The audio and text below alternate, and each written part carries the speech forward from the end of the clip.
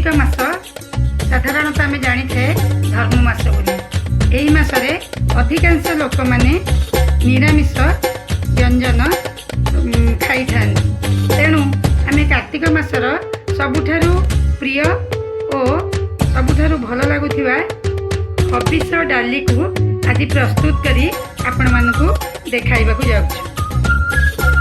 चलंतु आमे तार प्रस्तुति प्रणाली जानी रखिबा।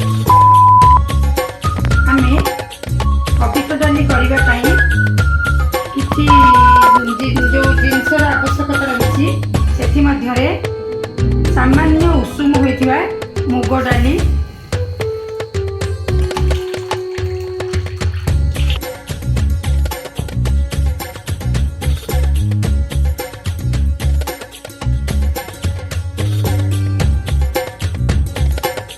गरम होईगला परे आगरू सामान्य उषुम करी रखिथिबा मुग को मु उषुम पानी रे ताकू मुग को परे आमे सेतिरे आलू पकाई देबा एवं मु एथिपई दुईटी कंचा कदली काटिकी रखिली ताकू मध्य सेतिरे पकाई देली। आवश्यक अनुसार लुण मध्य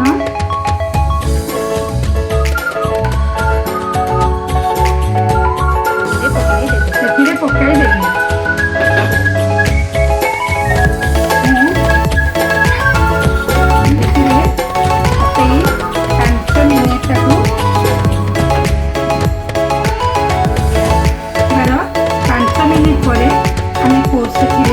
पोरा होइथिबा नड़िया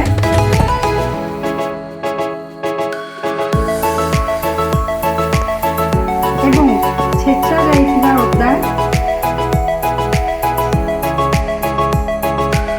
ओ कटा जाइथिबा ओको मध्य पकाई दबा।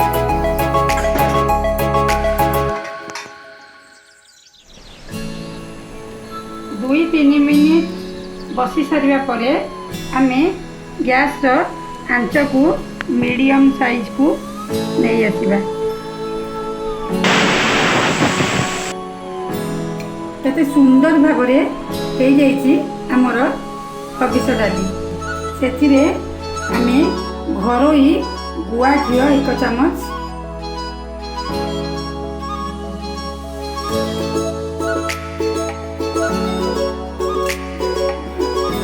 देई दबा।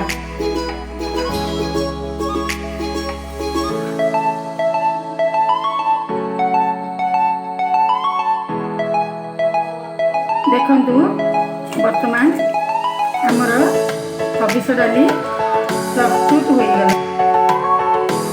एबे प्रस्तुत हो गला कार्तिक मास उपलक्षे हमर हबिष डालमा।